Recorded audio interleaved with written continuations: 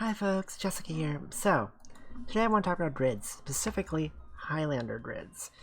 Now, I haven't talked about grids in a while, so I will say that at some point, probably soon, I will do either a video or a series of videos talking about all the grids and what goes into them and pros and cons of them, but today we're going to drill down on Highlander grids specifically. This is partly for my dad specifically. Hi Dad. Because my dad just finished farming Scales of Dominion, which is a cornerstone of the Highlander grid. Also, a bunch of people picked Scales of Dominion as their Annivesary Weapon Pick, which totally legit. That's the one I recommended. So this is also for all of you people. So let's just jump in. We're going to talk about what actually a Highlander grid is, because that is not obvious. And pros and cons of them, because there are pros and cons of them. I think some people, like especially mid games, even some end game people, don't quite understand that there are cons to Highlander grid along with pros. So let's just jump in and talk about them. We're gonna look at a standard grid that's not a Highlander grid first, just for reference. So let's see, standard grid. My light primal grid. You might call this world grid. I mean, it's got 5 random weapons, so okay, yeah, it's probably world grid. It's not Highlander grid because it's got 3 Edens. It's got duplicate weapons. Anything that has duplicate weapons is not a Highlander grid.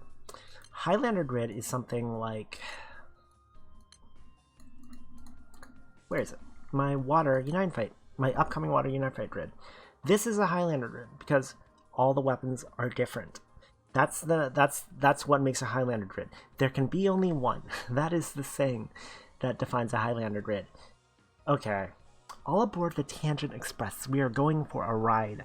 So the reason it's called a Highlander grid, and I'm going to explain this because I feel like some of you youngsters out there are not familiar with the Highlander series, which is a shame because I freaking love the Highlander franchise. So Highlander, Sticky is looking at me like he's going to jump on my desk. Highlander is a movie that came out in the 80s, I think, maybe the 90s, starring Christopher Lambert as Connor MacLeod of the Clan MacLeod. He was a Scotsman that ran around with a trench coat and a katana. Basically, he was an edgelord. Proto-edgelord. Teleports behind you, nothing personal, all that shit. But, yes, Connor MacLeod, because apparently Scottish people can use katanas very well. But he was also an immortal. So if you shot him, he'd heal. If you got stabbed him, he'd heal. If you fell off a building, he'd heal. But if you wanted to kill an immortal, you chop their head off. That's why he ran around with his sword. In Highlander, immortals would seek each other out and fight each other with swords and try and chop each other's heads off to kill each other. And when you killed another immortal, you would steal their powers. So like when you got to fight another immortal, you like get ready to deal the death blow, and you could be like, there can be only one, and you chop their head off and you steal their powers. That was Highlander. It was actually I actually quite enjoyed the movie. I love the Highlander series. Okay, going way out in the Tangent Express now. There's a TV show also called Highlander, same universe. That was starring Adrian Paul as Duncan MacLeod of the Clan MacLeod. They were related. Another Scotsman who was really good with a katana, because apparently Scottish people use katanas really well. But yes, that ran for like 5 seasons. It was actually a very good show. Okay. Probably doesn't hold up, but I enjoyed it a lot when I was younger. Here's an idea. If you're in quarantine or lockdown, I don't know if it's on Netflix anymore, but you should try and find the Highlander TV show and like put on some episodes. It'll be fun. Like, I love that show. But yes, that's where it comes from. There can be only one. Is why it's called a Highlander grid, because there can only be one of each weapon. So why can there only be one? Scales of Dominion. When this thing came out, I said that was going to be a game changer, and it absolutely freaking was. Why is it a game changer? Okay. If you're looking at this and you're like, what's a big deal? It's just a dark staff. It's got graphite arts, boost to dark ally skill damage cap. I'm not playing dark, who cares? Well, it's the second skill, absolute equality. Boost to attack and damage cap when all weapons are different. That's the big thing. Because, note something, it doesn't say dark anywhere in that description. This works for all elements, and that's why Scales of Dominion are a very important weapon to get, because this works for all elements. So you can potentially build a Highlander grid, and you can build a Highlander grid in any element you want. It is a 20% boost 2 attack, it's an EX boost, and 10% damage cap boost. Now keep in mind that this is a binary effect. If you have any duplicate weapons at all, turns the skill off completely. So if you get scales and you throw in your Drid and you're like, why did my damage go down? It's because you probably have a duplicate weapon. So let's look at the Drid real quick. All Highlander means is you run all different weapons. Now, not every element is as suited to this. I'll call out the 3 I think are most suited to this. First one's water, which is why I'm running it. Because here's the thing. Skills means a staff. Plus, all of water's really good weapons right now are staves. So, like Drang's Blue Ball, the Seraphic weapon, the Dark Opus weapon, the Holosky staff, Bahamut, not Bahamut, Ultima staff. Why did I forget that? Savior Hallowed Ground, all staves. So they're all different, and like you don't really want to double up on any of these except for maybe the Drang Ball. And they're all staves. So that allows you to run Cosmic Staff, this thing. Cosmic Staff is boost to attack and HP based on equipped staves. Boost to damage cap based on how many staves are equipped. So you're kind of double stacking the damage cap up from Scales of Dominion plus the Cosmic Rod to get a lot of damage. Other elements that are unique... Oh wait, I should also point out. Water, shit ton of staff characters. Summertag staff, Folia staff, Europa staff, Lily staff, Altair staff, Licia not staff, but like Licia just shoots things from the back row anyways. If you don't believe me that water's super staff centric, check out Savior Hallowed Ground. It has staff resonance, boosts the multi-attack rate based on how many staves are equipped. I don't think that there's a resonance skill for any other weapon but staff. Let me know down below if you know of one, because I can't think of one.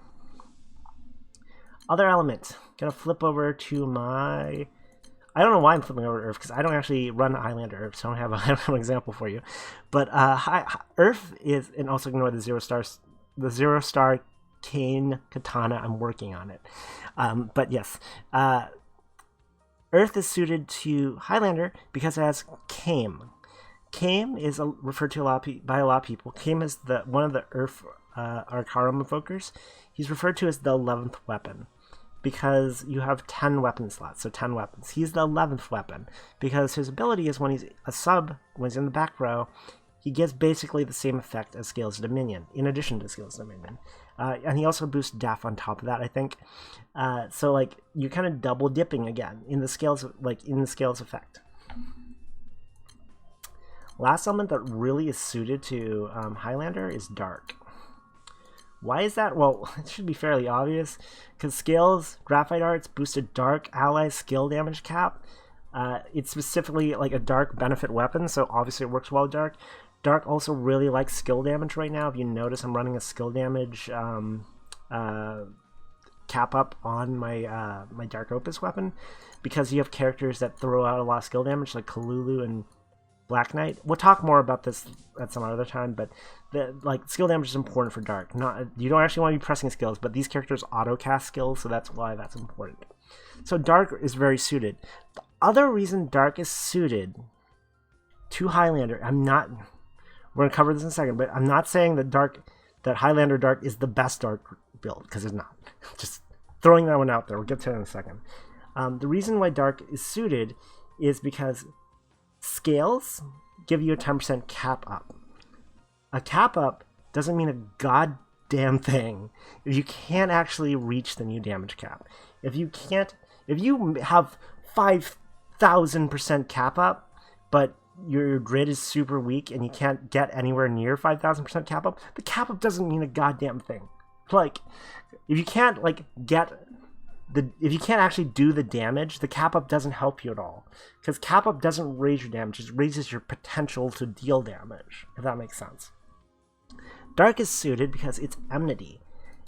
So, like, typical weapons Dark will run with this.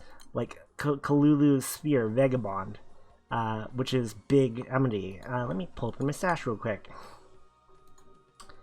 Because there's also, like, a Zoe Ribbon, which is, again, Zoe Ribbon is big enmity. Obviously one Gisla is big enmity. Sorry, medium enmity. And then, like, you could run, like, even Cerberus Gun if you wanted even more enmity. Enmity is the most powerful damage boosting weapon skill. Like, no debate there. If you can maximize it, if you're 1%, if you're at 1 HP, Amity shits on every other weapon damage skill. It's just way more powerful. And for Dark, that works really well because you have fucking Summer Zoe, who sets your HP to 1, so automatically just maxes out your Amity.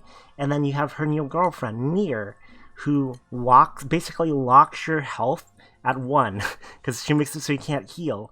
So you sit at 1 HP for like 4 turns, and you're blasting the shit out of the boss because you have multiple enemy weapons, and you can easily reach that Neo Kappa. So that's why Dark is well suited to Enmity.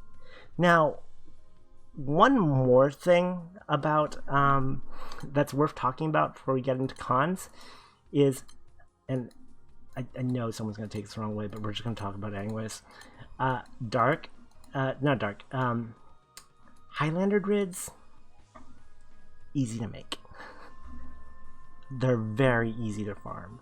For a player that's newer, or a player that doesn't really want to farm a lot, Highlander grids are a good option. Because if you look at like a Magna Dark grid, that's like, what, 2 or 3 Celeste Claws, like 2 or 3 Avatar sticks. Celeste Claws aren't too bad, because you got a free Celeste Claw from the Annivesary. SL20 level 200 Celeste Claw. But Avatar sticks, you gotta farm Avatar for them. They're not a great drop rate. Plus, to 4-star uncap them, you need fucking 10 Omega Avatar Animas each. It is not a nice farm. Plus, like, they're like, you can't even get very many of them in any given month from, like, they're 4,000 like pendants from the store. They're not that easy to get. It's a lot of farming. This fucking Highlander grid, which I made this specifically to demonstrate that you can put together a Highlander grid pretty easily. I'm not saying this is optimal at all, so no one fucking come at me about this grid. So let's look at the weapons. John Doe, Clash Champion weapon. Fucking easy peasy, not that bad to get at all. Proving Ground Fist. Not hard to get when Proving Ground's around. Scales of Dominion. Obviously you have this or we wouldn't even been talking. The fucking Seraphic weapon. Easy to get. If you are high enough level to do Lucy, not Lucy HL, just regular Lucy, the Dark Opus weapon, easy to get. Quillen Bow, easy to get. Celeste Claw, freaking easy to get. You got one for free for logging in for the anniversary.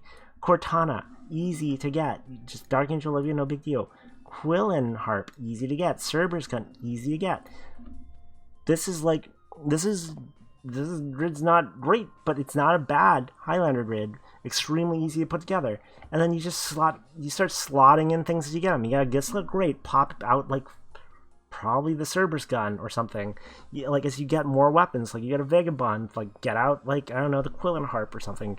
Like, it's easy to get. They're very modular, and they're very, they're relaxing to put together. So, I did not say did not say in its ideal form Highlander is a budget grid. I'm not saying it's a fucking shitter grid. I'm not saying it's a newbie grid. I'm not saying it's a bad grid.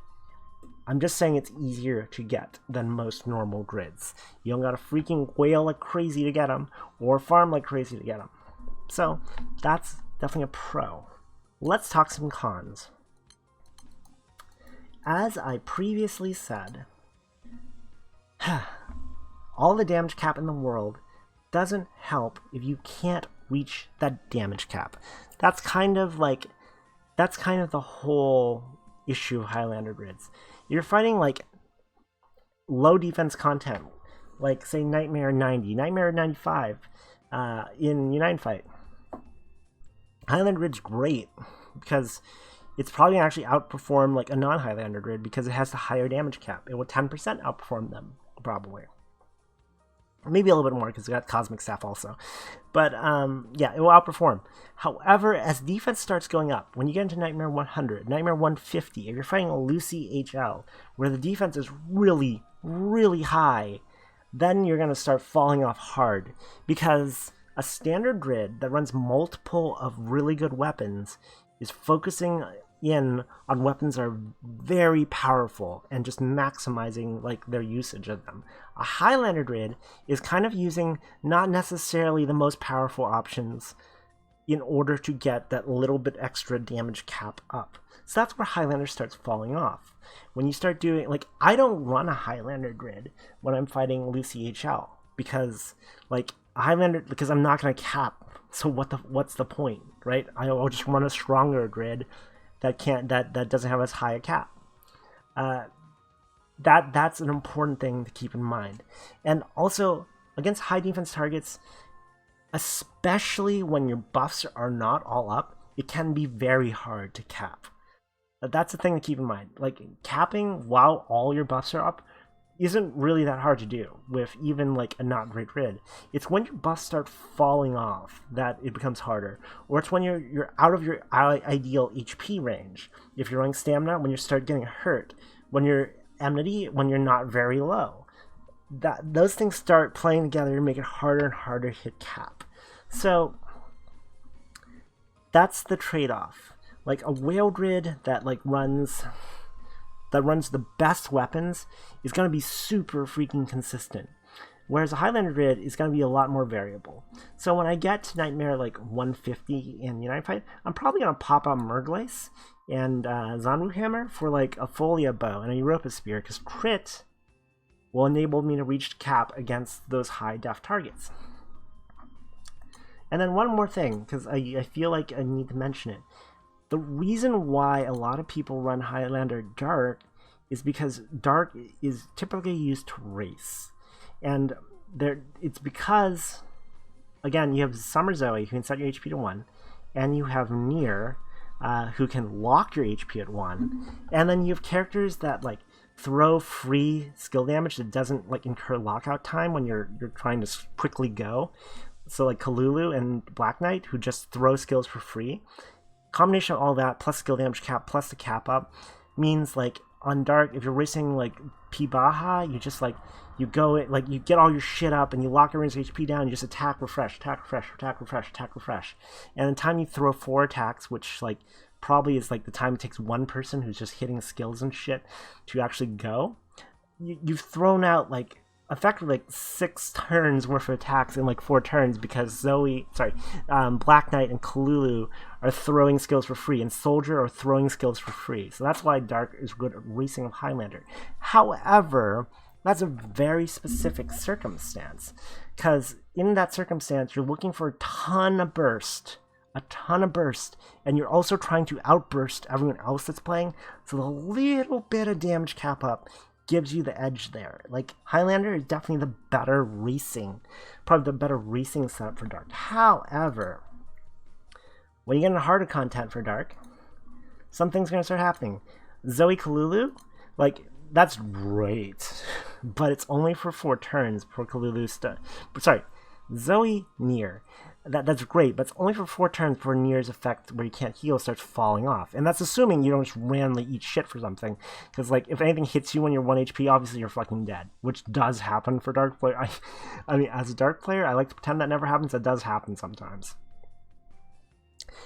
Now, on the other hand, if you're running something like Triple Gisla, you have much more room for error, because you don't need to be at 1 HP to get the maximum benefit of a Triple Gisla grid, because Gislas are just that strong. If you're 25 HP, if you're 30 HP, you're still probably on a freaking cap.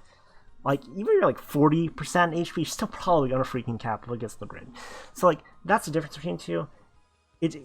I want to call out and out specifically, because I think people see the Dark racing grids and they're oh my god, Dark Highlander is fucking crazy. It's the best grid. Why would you ever not run Dark Highlander? Well, that's why. Against hard content, the more traditional Dark enemy grid is actually going to be way more consistent, and it's not going to require you to necessarily run Zoe Nier, which is a great option. Not gonna lie, fucking great option, but it's not the greatest option for every single fight. So yes, there are pros and cons.